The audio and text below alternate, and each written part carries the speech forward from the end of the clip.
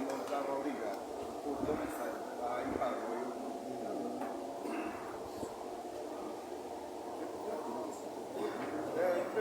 Aleluia, Deus! Neste momento, passa a palavra ao pastor Gilberto Sá.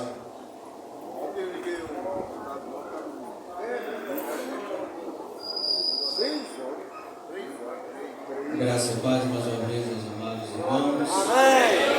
Nesse momento agora que estaremos a ouvir a palavra, quero já convidar nosso pastor Martins para que assim possa estar dirigindo aqui ao púlpito e vamos estar orando, irmãos, e nós não só podemos aqui ouvir os hinos, as participações, mas agora estaremos também a podermos estar tendo esse momento de apreciar a palavra que nos ensina, nos dirige, nos dá justamente o crescimento para que possamos assim enfrentar os nossos desafios e mais com esse tema bem proposto para o nosso tempo, homens corajosos, e é importante estarmos atentos a ouvir o que Deus tem para falar para cada um de nós. Vamos fechar os nossos olhos, vamos orar e agradecer a Deus e também entregar a vida do nosso irmão, pastor Martins, para que assim ele possa falar o que Deus colocou no seu coração. Senhor Deus e Pai, graças te damos, Senhor. Obrigado, Pai, por mais essa oportunidade. Obrigado porque nós aqui estamos na tua casa, na tua presença, ouvir a tua voz através do teu servo. Que assim, Senhor Deus, se dispõe a estar aqui e transmitir a mensagem do Senhor. Graças a Deus, usando o teu servo de forma poderosa. E assim, tudo que aqui já prestigiamos, possamos cada vez mais sentir essa presença e assim sairmos daqui regozijados e sabendo que o Senhor tem para cada um de nós. Cuida do teu povo que aqui está, toda a igreja que aqui também está presente. E que possamos entender a tua mensagem, saindo daqui com os ensinamentos que nela também nos direcionam para caminharmos firmes e fiéis a Ti. Cuida-se, Deus, de todos, abençoa-nos em nome de Jesus. Amém.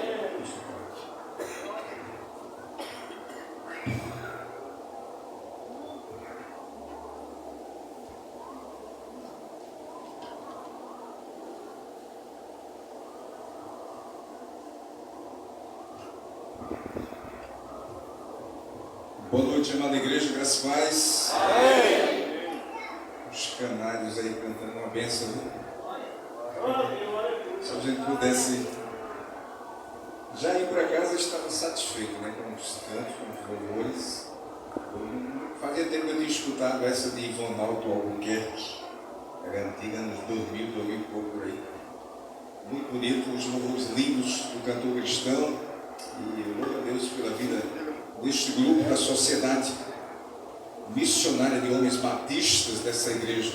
14 anos, adolescentes, muito tempo pela frente. Louvo a Deus pela vida de vocês. Louvo a Deus também pela vida do nosso pastor lá, o pastor Miguel Fortunato, que está apoiando a nossa congregação. Somos da congregação a Memorial, a Igreja Batista Memorial. Ele tem por costume sempre chamar assim, mas ainda somos congregação. E a nossa igreja mãe é a Jardim Neópolis, com o pastor Miguel Fortunato. Ele tem nos apoiado muito e, se Deus permitir, a partir de janeiro, já estamos nos posicionando, nos preparando para estarmos como igreja de fato e de direito. Igreja já somos, reunidos em nome de Jesus. Abram um livro que vocês ainda não mexeram nele hoje, que é justamente o de Juízes 6:12.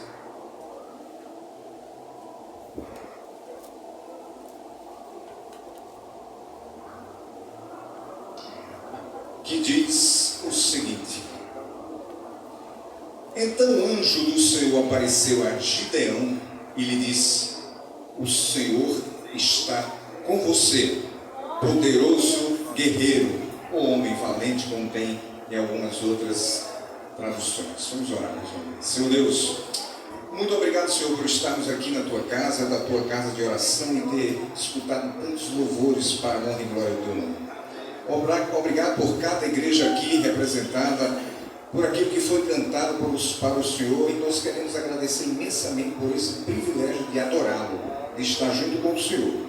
Muito te agradeço, Deus. Nos abençoe nesse momento, nos guarda, seja a mensagem no nome e por amor de Jesus. Amém.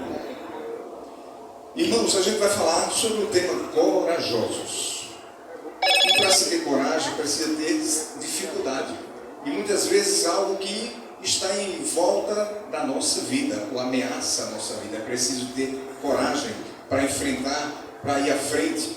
E até na nossa vida cotidiana, na nossa vida secular, alguém que está fazendo a faculdade, alguém que está cursando alguma coisa, e ele corajosamente está indo à frente. Com as adversidades, às vezes até a faculdade cara, a dificuldade de condução, de ir e voltar, mas corajosamente está lá. Isso na coragem do ser humano, daquilo que somos capazes de chegar, daquilo que somos capazes de atingir. Mas a gente vai falar de uma coragem que é vinda de Deus, que emana de Deus. É uma coragem totalmente diferente, porque não somos nós que tomamos a frente, é Ele. E para a gente lembrar dessa coragem, é preciso saber o contexto do livro e porque o anjo está indo direto a Gideão, ele dizendo assim: segue, que eu estou com você, homem valente, homem corajoso. Nesse período, nessa época, Israel estava meio que desmantelado, como a gente chama na nossa linguagem nordestina. Naquele tempo ainda não havia reis. Saiu do Egito com Moisés, Moisés morre, passa para Josué, Josué depois que morre, o povo fica meio sem direção. Até com Josué e Moisés acontecia isso, que o povo é meio mal criado, é meio desobediente, e parece que os filhos gostam de desobedecer o pai. E parece que nós também, como filhos de Deus, em alguns momentos gostamos, parece que a gente tem uma certa facilidade em desobedecê-lo e desagradar. Então, Israel estava nessa situação e foi criado aí, foi colocado à frente deste povo juízes. Gideão foi o quinto juiz, estava à frente desse povo, julgava, orientava, conduzia, mas o povo estava em momento desmantelado.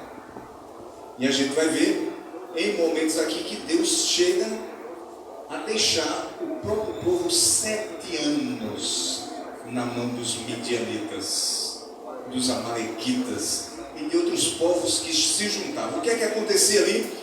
Quando Israel plantava, seja trigo, seja a uva, o que fosse, o gado, chegavam os midianitas, os amalequitas, com 135 mil homens.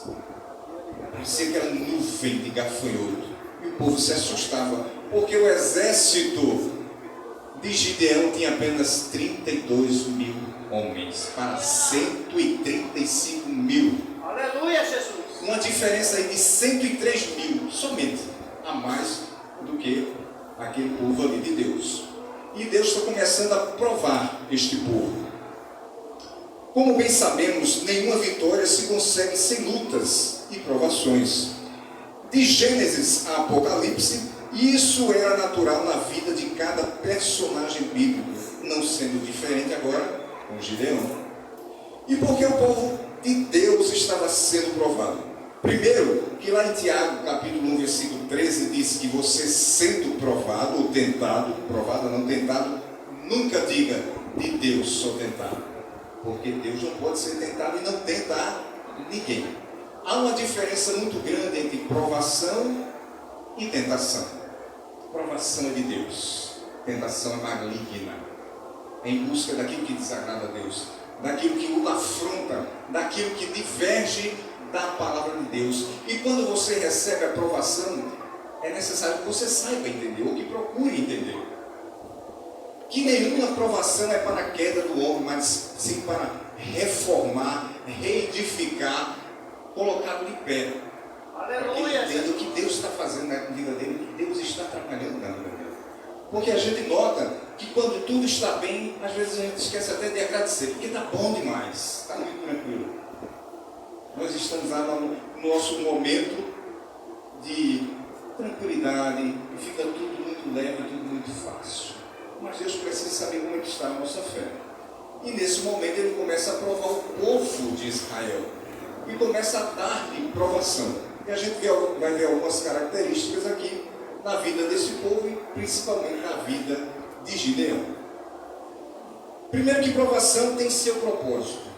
Toda provação tem seu propósito. E a gente deve trazer para a nossa vida 3 perguntinhas. Por quê? Para quê? E para quem? Por que a provação? Para que a provação? E para quem? Porque justamente o povo estava desobediente e desviando-se da palavra de Deus. Em algum momento estamos assim? Estamos desagradando a Deus de alguma forma? Esta provação que está acontecendo na tua vida, como é que você está administrando? Como é que a gente se comporta diante de Deus? A gente cobra? Eu vejo tanta gente aí se dando bem. Eu vejo lá na minha vizinhança alguém que vive perturbando o tempo todo e se dá tão bem. Ele tem uma boa casa, ele tem um carro do ano. Eu trabalho como um maluco e não consegui chegar lá ainda. Salmo diz que a gente não deve ter inveja dos iníquos, porque a alegria dele é muito passageira, é efêmera, ela passa. A sua é eterna. Aleluia! Glória a Deus! A sua é eterna. Você tem um lugar no céu. Mesmo que as dificuldades estejam acontecendo, Deus tem guardado o teu lugar lá no lar celestial. Então que a gente saiba como a gente trabalhar e como receber as provações de Deus da maneira correta. Fica firme. Jesus disse: sede perfeito como é perfeito o vosso Pai que está no céu. Eu lendo este versículo, eu começo a pensar como chegarei à perfeição de Deus. O que realmente Jesus queria dizer quando falou isso? Jesus queria dizer assim: olha, se cair, levante. Se está triste, alegre-se, porque Deus está na sua vida. Aleluia! Seja corajoso, abrace Deus, abrace a causa que Ele trouxe para você. Aprenda a trabalhar nas dificuldades, irmãos. Muitas dificuldades, sendo dificuldade até de educar filhos em casa, porque ela simplesmente vai dizer faça, ele faz. Obedeça, ele obedece. Mas muitas vezes não obedece, porque também os nossos filhos trabalham o nosso caráter. Já observou isso? Porque quem quer que obedeça, quem quer mandar para obedecer, já deve ter obedecido e obedece também. Eu lembro de uma reunião que eu fiz na minha casa e coloquei minhas 2 filhas, não tinha o Joel ainda, coloquei a Priscila e coloquei a Adriele assim lá. A Adriele era mais nova e disse: diga aí, uma coisa do seu pai que você não gosta e uma coisa da sua mãe que você não gosta. Deixei bem aberto assim e fiquei à vontade, irmão, porque eu pensei que ela não ia para mim, que eu era o chefe, eu é quem tinha feito a reunião. A primeira pergunta foi em cima de mim. Disse: sabe o que é, papai? É quando o senhor começa a falar, aí a gente vai falar, o senhor não deixa ninguém falar. O senhor franze a testa e não deixa ninguém falar. Quase que eu disse assim: peraí, isso aí não está valendo não, e eu fui quem trouxe a reunião. Passa para ela. Mas a pergunta foi para mim. E a reclamação foi para mim. Minha filha estava dizendo: quando nós queremos falar, o senhor não escuta. Quando eu quero explicar, o senhor não escuta. Quando eu quero que o senhor pare, o senhor não para. E a minha filha trabalhando no caráter, irmão. Deixa Deus trabalhar o teu caráter, seja lá com quem for. Glória a Deus! Eu aprendi na reunião que eu ia fazer para dar instruções e receber instrução. Deus trabalhando no meu caráter dentro de casa. Deixa Deus trabalhar. Tenha coragem de receber. Ou é só dar? Ou é só falar? Porque assim doeu do cada um, viu? Eu ter feito isso, mais novinha, folgada. Mas trabalhou. Até hoje eu trago isso. Até hoje eu trago isso. Porque também é preciso ter coragem de ouvir e aceitar. Ou tu está pensando que coragem é força física? Aleluia, Jesus! Ou você está pensando que coragem é aquilo que pode mais? É Deus trabalhando nos mínimos detalhes. Então, por quê? Eu precisava consertar, me consertar. Para quê? Para a correção de erro. E para quem? Para a glória de Deus, irmãos. Eu não fui exaltado, não. Deus foi exaltado, porque eu acatei aquilo que estava errado em mim e precisava ser consertado. Nunca mais, em nome de Jesus, aconteceu o que acontecia. Sabe como é que eu fazia? Cala a boca.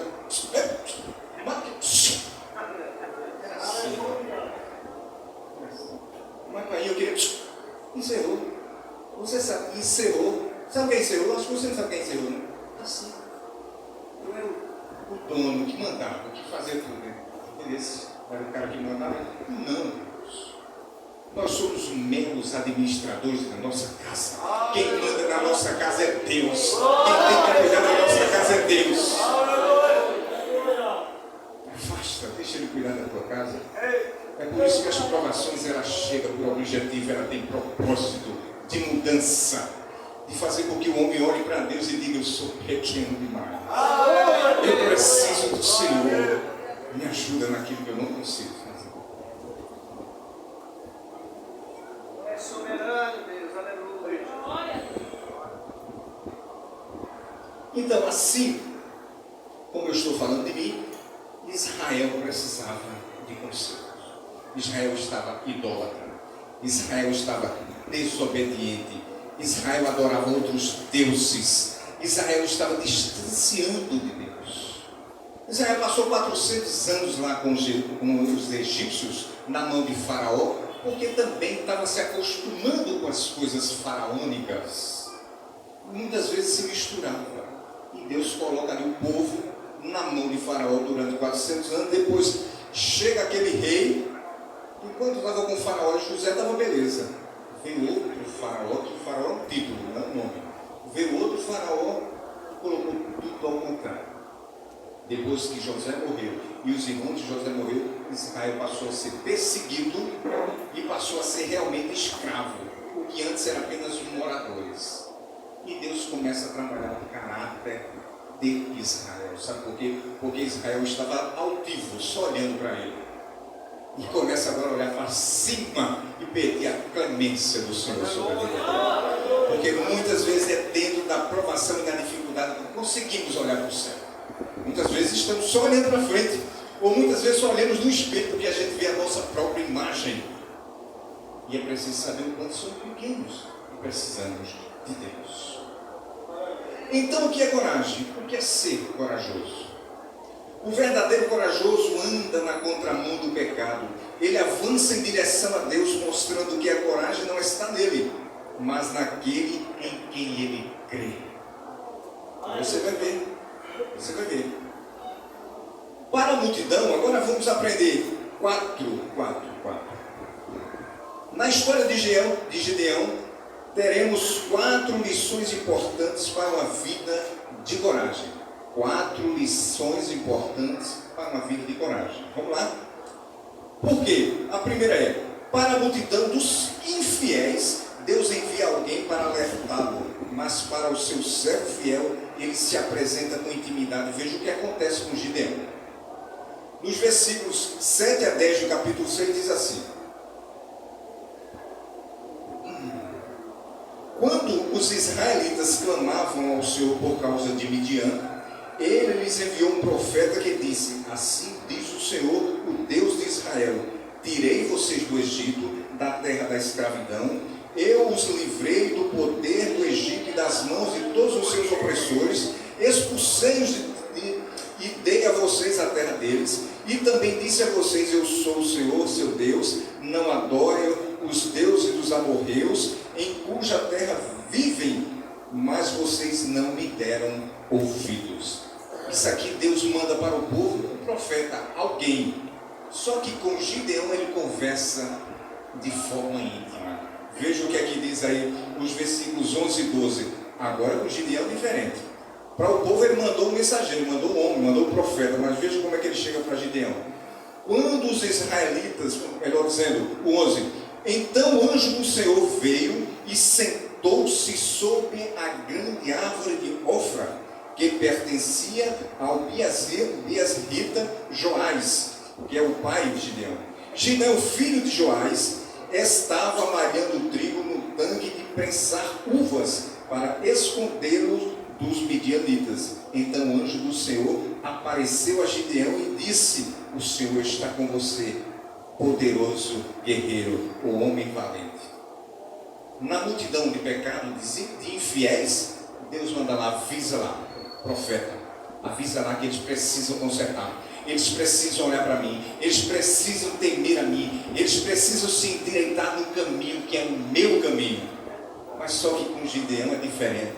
ele vem para a árvore onde Gideão estava malhando trigo, ajeitando ali as coisas, porque estava com medo dos midianitas, dos amalequitas. Eles subiram no alto para ficar distante e se proteger, porque se eles viessem do alto, conseguia ver, mas ele está lá, fazendo ali escondido, malhando trigo, cuidando das uvas, fazendo tudo o que fazia antes, no lagar. O anjo aparece a ele em particular e fala pessoalmente: Deus quer intimidade com você. Aleluia, Jesus. Seja corajoso, fale com Deus, escute o que Ele tem para você. Eu não quero dizer assim para você que Deus tem algo para você que você já sabe que Ele tem. Que não é à toa que você está aqui. Não foi por acaso que você está aqui. E você não veio aqui simplesmente porque você quis, mas porque Deus chamou. Não estamos cantando e louvando o nome dele porque somos bonzinhos e queremos. As pessoas da cidade nos veem com um testemunho maravilhoso e é por isso que estamos aqui. Não, irmãos. Deus mexeu no teu coração. Quem convence o homem do pecado, da justiça e do juízo é o Espírito Santo de Deus. Se formos tão bonzinhos assim, se nós fôssemos tão bonzinhos assim, era a gente que faria. Era eu que iria a Deus, ele não precisava vir a mim. Mas Jesus disse: fui eu que fui a vós, não foste vós que viesse a mim. Nós somos incapazes, nós somos limitados. É preciso o toque do Espírito Santo até para saber que eu preciso de Deus. Porque do contrário eu estaria no mundo. Eu estaria abrindo meu carro, levantando a mala e soltando o som. Não é assim que se faz hoje em dia. A juventude, até os mais velhos, até idosos fazem isso. Porque acham que curtir a vida é ter um som muito bom e uma cervejada muito boa. E Deus tem uma festa maravilhosa no céu. E guarda cada um de nós. Preparada, ruas preparadas, de ouro, pedras de ouro. Quem somos nós, irmãos? Glória a Deus. Deus nos encoraja a estar com Ele. E coragem, vida de Deus, superamos tudo e todas as coisas, inclusive até a morte. Quando Paulo diz que em Cristo somos mais do que vencedores, é porque nem a morte consegue cessar. Nem a morte, irmãos. Quem poderá parar? Quem? Então, para a multidão dos infiéis, Deus envia um mensageiro, alguém, um profeta. Mas para o seu servo fiel, ele se apresenta de forma íntima. O anjo do Senhor vem, senta e começa a encorajar. Olha só, por que eu estou dizendo isso? Porque Gideão, que está sendo chamado aqui de homem valente, estava sem coragem. Estava em um momento depressivo de tristeza. O que ele pensava? São 135 mil homens, fora as outras nações que se juntam.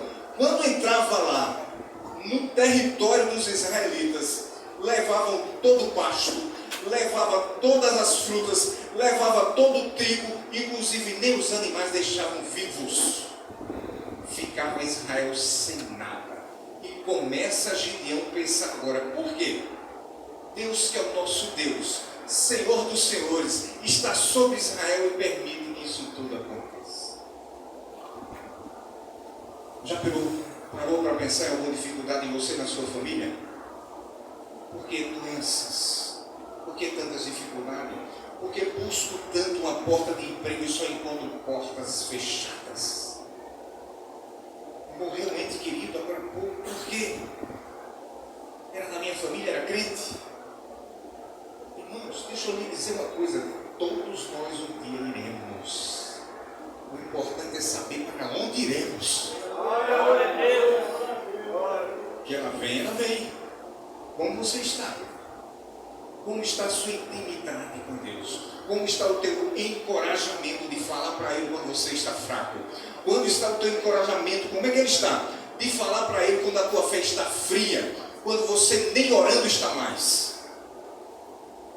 Quando tudo vai passando e alguém chega para uma pessoa assim que está afastada da igreja, mas irmão, que falta você faz? Nunca mais vimos você lá. Diz: eu estou dando tempo aí para Deus, eu nunca mais fui, mas estou dando tempo para Deus, que é o Senhor do tempo. É perigoso demais. E os Espírito Santo dizendo a ele, volte, volte. E ele ainda não entendeu, ele não quer compreender, ele está dando tempo. O Espírito Santo volte, volte.